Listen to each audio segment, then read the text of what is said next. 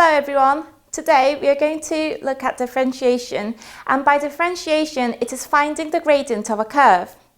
By gradient of a curve we mean the tangent, the gradient of tangent of the curve. So as you can see, if you are to draw tangent along this curve, the gradient constantly changes. So what we're trying to do is we're trying to find the gradient of a curve at specific points. Suppose that we want to find the gradient of curve at this point x.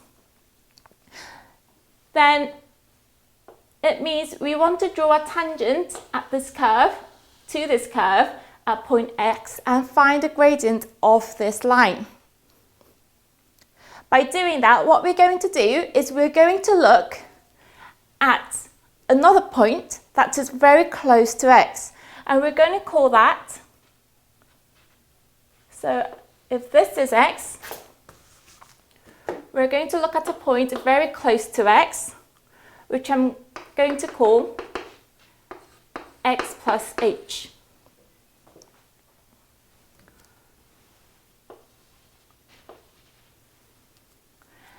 So this point, as you can see, will be x, fx, and this point will have coordinates x plus h and fx plus h.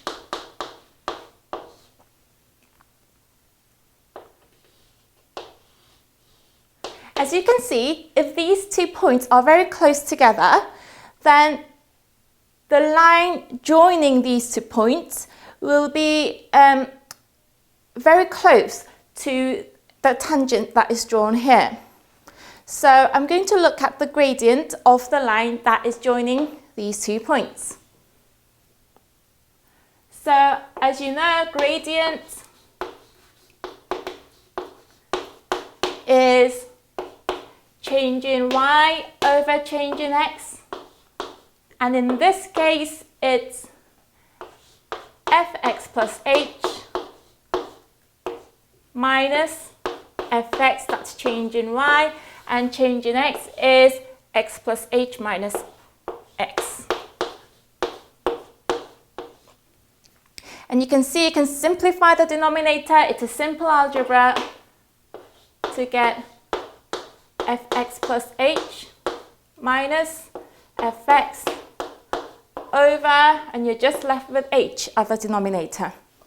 And as I said, what we want is these points to be really close together so that this gradient is equal to the tangent, is equal to the gradient of this tangent. So what we want, so basically what we want is for h to become very, very small. So by very, very small, I mean h tending to 0.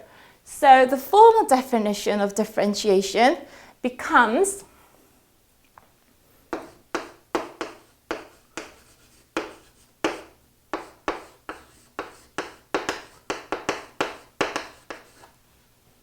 this formula, but with limit added to it. So limit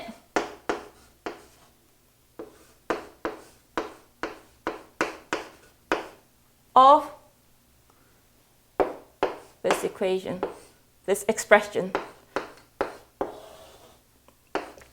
So this is something you need to remember,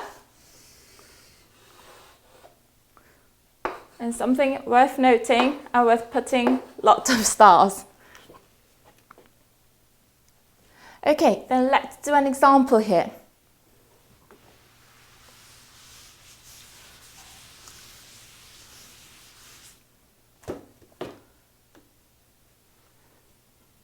So let's look at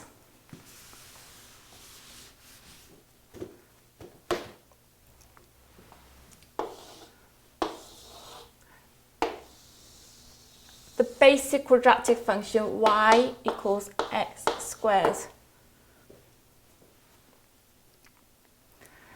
And let's try and find the gradient of this curve at x equals 1, let's say. Then the formal definition, so by the formal definition of differentiation, what we want to do is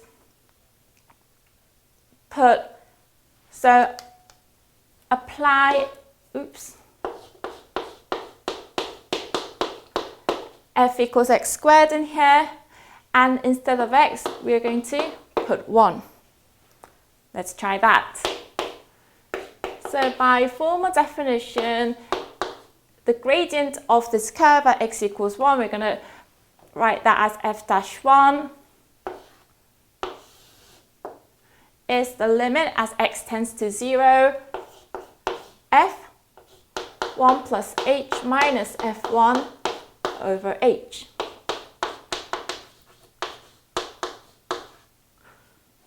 And f is x squared, so f1 plus h is 1 plus h squared minus 1 squared over h.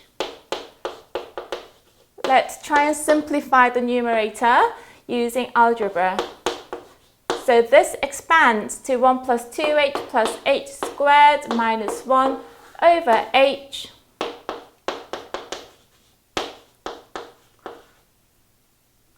That simplifies to 2h over h squared over h. Okay, now let's look at that. If you just put h equals 0 into these, you get 0 over 0, don't you? So in this case, what you need to do is try and factorize the numerator and the denominator and try. So this factorizes into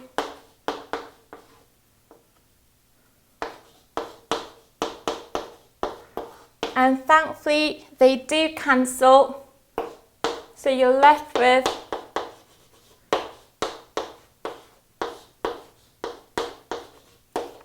and now you can put 0 in here to get 2. So you can see that the gradient of this curve at x equals 1 is 2.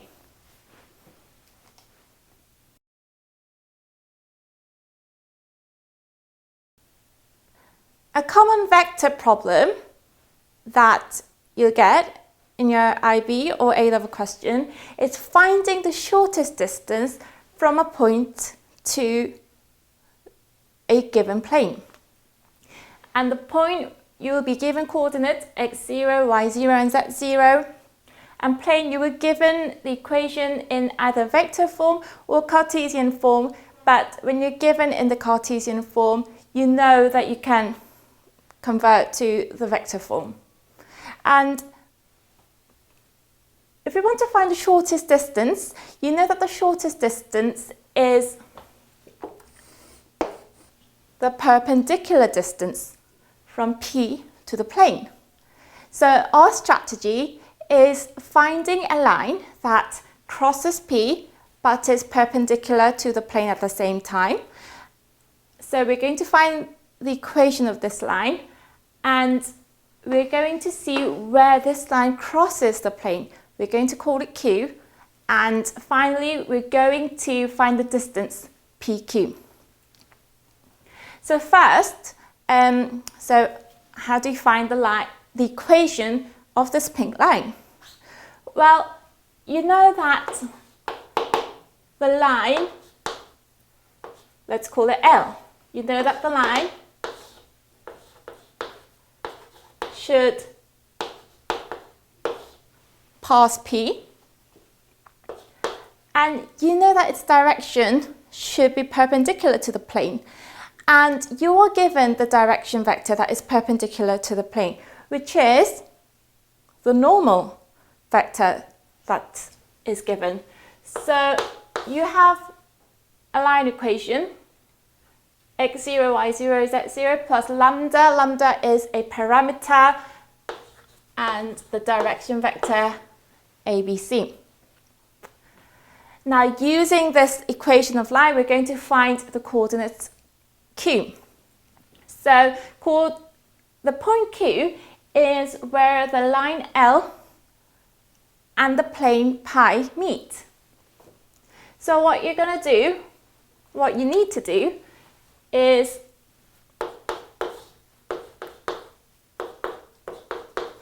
simplify this a little bit. And put this all in here. So you get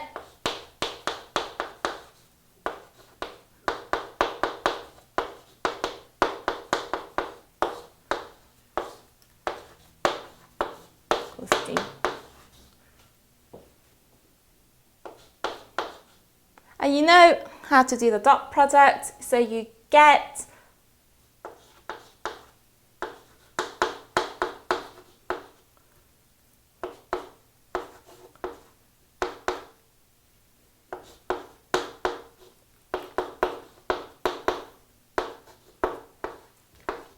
plus lambda c squared equals d. And we're going to solve this for lambda to get the specific point Q.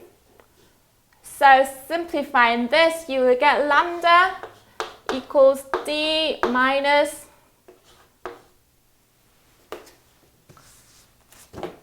so this is just a simple linear expression in lambda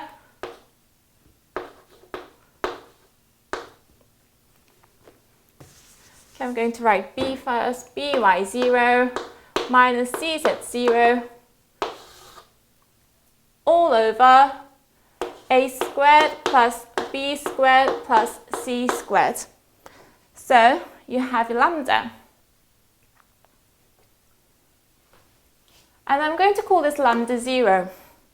So Q has a point x0 plus a lambda 0, y0 plus b lambda 0, z0 plus c lambda 0. And you want to find the distance PQ, don't you? So PQ is, the vector PQ is, you just subtract the coordinates, don't you? So you get a lambda 0, b lambda 0, c lambda 0. So that's magnitude of lambda 0 times the magnitude of the vector ABC. So you get the magnitude of all this